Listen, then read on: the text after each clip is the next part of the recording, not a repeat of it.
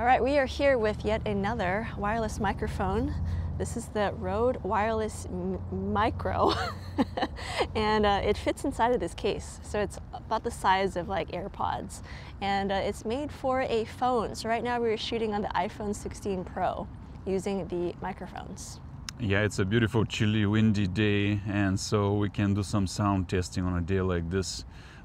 The first thing to say about this product is how it is meant to be like a compact entry-level product, and it simply clicks into your phone. Right, so it does have a receiver. It's not a Bluetooth mic, so the receiver is very, very small. You don't need a cable, which is really nice. It just goes into the bottom port of your phone. In the case of the iPhone, we're using the USB-C because as of the iPhone 15, you can do that. You don't need the Lightning port anymore. So super compact, everything fits inside of this little case, or almost everything. We'll talk about what that means later on. But inside of this little case, so the receiver, the two transmitters, we're both wearing the transmitters. Yeah, you're hearing the sound from those microphones now. We will do an audio comparison later on, comparing with and without these microphones, comparing it to the RØDE Wireless Me and also the RØDE Wireless Pro, but that'll be later on. So yeah, about this product in particular, it is pretty slick. Ease of use is definitely the intent here. It is very light, like it almost feels featherweight when you touch each component of it. They're tiny, and it's very small on the phone. It almost is like nothing on your phone. When you look at it, it doesn't look bulky, chunky, and cumbersome. It's really nice in those ways, but the true question is, well, if it's that small, what do you sacrifice compared to the big RØDE? Yeah, there are some things that you sacrifice. First of all, this is a little charging case. So when you have everything inside of the charging case, you can get about 21 hours of usage, but all the units themselves have about 7 hours before they go into the little charging case. That is a lot of talking. It is, yeah. Well, he has a new channel Yes. where all of his videos are averaging about 40 minutes long. That's right. Gemini Walk and Talk, if you haven't seen it. It's doing pretty well, I have to say. Yeah, so he needs definitely longer battery life with all of his devices, so that's always a good thing. But yeah, that's one of the main things. The other positive thing is that this is coming with intelligent gain assist, which is what we've been seeing on the latest RØDE wireless mics. The Wireless Me has it, the Wireless Pro has it, and these mics have it as well. And so we have that intelligent gain assist on right now. So there's 3 different levels. There's low, medium, and high. Right now we have it on medium. So this is what it sounds like. So the thing about that is we have struggled in the past with equalizing our voices because hers is very much softer than mine.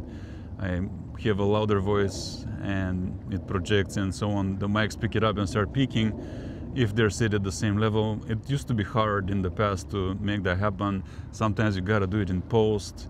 Though now there is that feature of the intelligent gain assist. I have been using that for my commentary videos on the other channel, and I've never had to worry about peaking anymore. It simply does it, and I've just forgotten that I even have to worry about that. I see sometimes in the levels it goes to red, but when I take it to post, there's never lost audio. Yeah, that's awesome. And so, that's something like this microphone system does not have 32-bit float, but that's also supposed to help with avoiding audio peaking or audio clipping. But, something like this, I think, can work similarly, where you're not having to worry about clipping your audio. Okay, so we've turned that gain assist from medium to high. So this is what it sounds like. Yeah, and our voices are being a little soft, but you would think they get brought to the front while the background noise has subsided. That's one usage of this. Also, now I'm being louder on purpose to see just what the mic will do. Like I'm high, it says high. The intelligence assist should make me not peak. Yeah, I'm curious because in the past we have had issues evening out our voices when we're talking together like this. So if they are evened out, then that would be amazing. But there's one other level, so let's try the low level and see what that sounds like. So now that intelligent gain assist is on low, so this is what it sounds like. Yeah, so low, I guess, when would you want low? When there's a lot of noise and you're trying to diminish it truly. Oh, there's a plane going by overhead, somewhat, so there's some noise. And if you have some loud people out yelling on the street or something who you are interviewing, that will be a way to make their voices softer on the final output. Okay, so there's a motorcycle going by. Well, there was. Now there's a plane. Now there's an airplane. But yeah, let's see if these microphones are picking it up at all. Yeah, so I found with the Pro Rode I can actually go through noise. It is okay. And if I have any extra noise that it picked up, in DaVinci Resolve I can run a filter and it totally makes it like I sat in my studio, which is awesome. So if you can do this with a pocket mic, basically just a plug and play mic, that would be fantastic. On the topic of how light and small the mic is, it actually does not allow extending it with a lav mic on top of it. And it is smaller and it feels more like kind of hollow compared to the other Rode, which feels solid and bigger. And this one says it has a special acoustic chamber in there to make the sound pro, even though you're at a very small entry-level microphone level here. And so we want to see how good that sound is, because I prefer adding a lav. So if this makes me, able to not worry about it, that's probably cool if the sound is good enough. Yeah, these transmitters, like, they don't have any buttons on them, they don't have any ports, you can't connect any accessories. That actually tripped us up a little bit when we were first setting this up. It's so simplistic that we just weren't positive if they were pairing correctly. So that leads to another thing of you do have to use the Rode, I think it's called the Rode Connect app on your phone to dial in the settings and to verify if everything is paired up, which isn't really a problem because you have to connect that receiver anyway. Exactly, you're on a phone in this case. Previously you had to have an app on a phone which is completely extraneous to your camera and the mic, so you had a third device that you had to introduce and fiddle. But now you're already in the phone, so that's not an issue anymore. You can see how now it starts becoming basically a phone system, a pocket system. On the topic of the acoustic chamber that they claim this thing has, it tells you that it actually neutralizes wind pretty well, although it still comes with a wind muff, and we're wearing it now. Yeah, so we will do a little test so you guys can hear, and we can hear for ourselves, what it sounds like with and without the wind muffs. But you can see that we are wearing these wind muffs. They are really lightweight, and actually the design is a little different compared to the other Rode wireless microphone products that we've used. The wind muffs have this little plastic part that goes around the transmitter. It's a ring. Yeah, it's like a ring. And even though they are really light and nice and small, they do not fit inside of this charging case. Which means I would lose them in a day. Right. In fact, we were actually going to film this video somewhere else, and we had this with us, and I was like, oh, we've got everything we need. And then I realized, oh, I forgot the wind muffs at home, because I didn't realize or just forgot that they're separate. So yeah, I can see us doing that constantly because not everything fits inside of this case. So now it's actually fairly windy here, and we should be able to test if any of this, it's a light wind I would say, but it is constant. And we'll see if it gets into that chamber they're talking about, and if it's able to neutralize it, and how much work this muff does on top of that. Okay, so we have our transmitters and we've removed the wind muffs. Actually, I have it right here, so this is what it looks like. So we've taken these off of the transmitters, and there is a light breeze going by, so. And you can see what it looks like. It's actually tiny without the muff, sleek and elegant and aesthetically pleasing to the eye. So that's kind of the selling point. If you have watched a lot of YouTube, which who hasn't, you will see a whole lot of people who simply plant a camera in a room and have a tiny little mic, usually the bigger Rode. So this is really for them. The top user of this is such a vlogger that vlogs on the phone, vlogs indoors, plants it somewhere, and this doesn't make their outfit in any way look any worse, right? Because if you also notice, a lot of these are vloggers who care a lot about their outfits and appearances. Aesthetics, yeah. Oh, well, if we're really gonna be those content creators, I need to go like this, right? This is the new thing. People just holding it up like this for some reason. So I like doing that at times. I do that, but I've been pushing the stroller and vlogging, so I can't anymore. But I would say one other restriction on this mic system is that you don't have internal recording on the transmitters, which, it's more of an entry-level microphone system in that sense.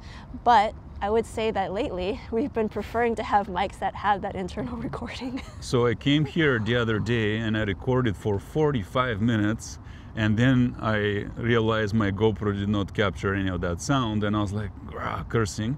And Susie messaged me that the Rode has probably recorded that on the Pro unit. And indeed it did, and it was able to save my entire video, and that made my whole channel take off and monetize and everything from that video alone. I would have lost that. And so think about that as a content creator, or whatever you call yourself. I prefer media producer or something like that. You have these ideas and limited time windows to film, and if you miss them, that may deprive you of a massive opportunity. So the onboard recording is actually pretty awesome because it saves your ass really well. But with that said, you know, this mic system does not have onboard recording, so if that's something that you really desperately need, then you would want to look at another microphone system, like the RØDE Wireless Go 2 has it, the RØDE Wireless Pro, but those are more expensive. I don't actually know the price of this microphone system. I would guess that it's about $100-ish, but I'll post the actual price once I find out. But those other microphone systems are more expensive, like they're like $200, $300, maybe even up to $400. So to get internal recording, you do pay a lot more to have that as a feature. Yeah, and the other major limitation in the case of this thing is that I really wish I could plug it into another camera, but I think the limitation is actually on the camera end. So like, I don't think my GoPro would accept this signal in its USB-C port. A phone does, so this thing can go into a phone, but in the case of GoPro, I still have to use the bigger RØDE system to put it in the audio jack, and that's how I get sound. So I wish this little thing could fit right into the GoPro. It would make it so compact and so nice. We'll test. We'll do this with the GoPro, with the DJI. We'll see if those little action cameras can accept the sounds. But yeah, I've found in the past that usually they don't, and I don't know whose end it's on. But usually these microphone systems that are meant for phones really are only meant for phones. But we'll see. All right, this is a sound test with the DJI Osmo Action 5 Pro and the RØDE Wireless Micro attached with the receiver plugged directly into the side of the camera. So this is what it sounds like. I can see the audio levels are going, so I know that the camera is recognizing that there's a receiver attached. I'm uncertain about the audio quality though, so you guys let me know what you think. How does it sound? Okay, now this is a mic check or microphone test with the RØDE Wireless Micro. The receiver is plugged directly into the Insta360 Ace Pro 2. This is what it sounds like. I can see the audio levels going, so I know that the camera is recognizing it, and it is recording some form of audio. Not sure how the audio is sounding, but you guys can let me know what you think. Unlike its bigger brothers, the Pro systems, this thing is marketed as sleek and elegant and aesthetically pleasing, all of the three at once.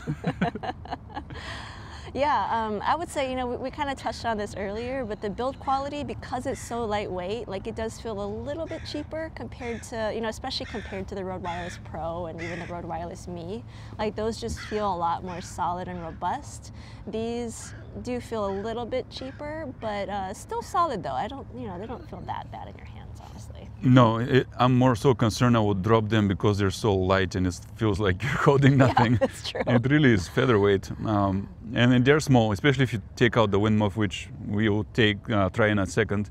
I tried to put it on my actual lavalier here, but my jacket was actually too thick for it and the magnet didn't hold. So that's actually something else to say, is that you can clip it to yourself, you know, with the clips, or they have magnets, but those magnets are very thin and they look really nice, but because they're so thin, I don't think they're as strong as like the RØDE Wireless Pro magnets.